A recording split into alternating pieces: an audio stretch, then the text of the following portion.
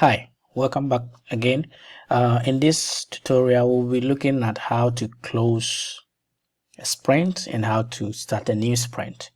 As you may be aware already, we have a sprint 2 ongoing, and these are the items. I think if we check here, it says 0 days remaining. So that's the sprint is ending today, and then also all the items are basically done, but there's one item which is still in, or one story which is still in the backlog.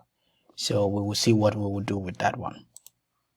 So if we move here, we see we have sprint 3 items, sprint 2 which is ongoing, and here you also see how many stories point you have completed, and then how many are still not started at all, and then the ones that are in progress. At the moment there's nothing in progress, so we have everything here. So now we need to close the current sprint. So you go to the active sprint, click on complete, and here you'll be asked about so 3 were done and 1 issue was incomplete.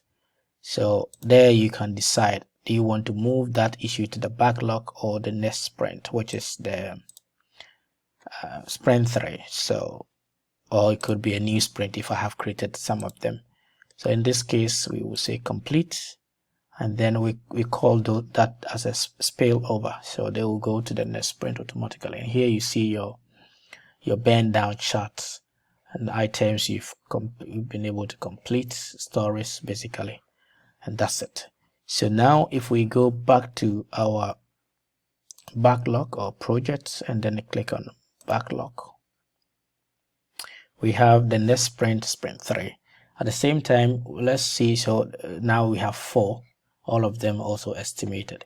We can create a new sprint, let's say sprint, now in this case it's going to be sprint 4, so that is okay. So the next sprint will be that one. So all that we need to do to start this, of course, that means that you've also checked the content, that they are all well specified. If I click on this, I should see, okay, there's enough content for me to do. It's estimated. You should write acceptance criteria, and maybe also you could add your definition of ready and done. In this case, we haven't done that, so we could also maybe you could add let's quickly check that one actually, or maybe for the purpose of this video is to start and close. So let's do that one first. So here we can just click start and then decide. If you pick 1 week, then it takes automatically determine when this should be done.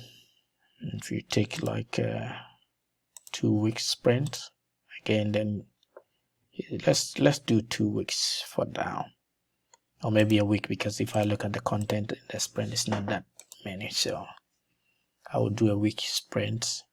And then of course, if you have a goal, maybe if I look at this particular sprint, most of the items has to do with the degree programs page. So I could, for example, write that to complete the degree programs page design. So that's the objective for the next week, and then we can click start.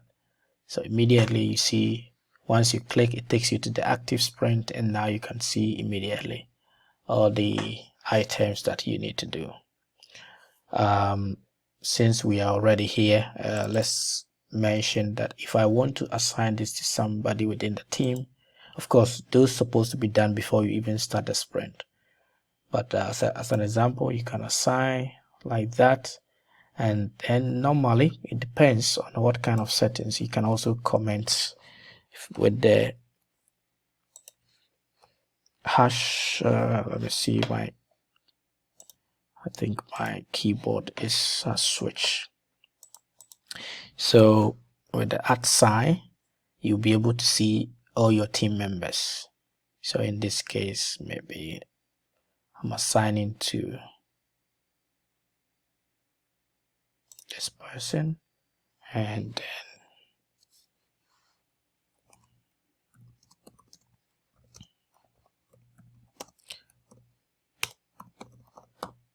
so then I can just type something that, okay, hey, could you take this task on your table or something?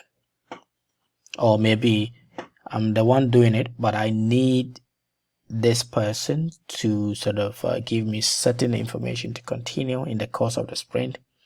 I could immediately assign and give comment, and then once they are also they've provided the content, they will assign back to me. So that the ticket should always be assigned to the person who is working on it. So kind of call to action. If I'm the one assigned the ticket, but I need information from somebody, I will assign and comment, so the person would then add information to it, and that should be how it should go. So yep, that is it. I guess this was clear, how to open or how to close a sprint and how to start a sprint. Once again, thanks for watching. See you in the next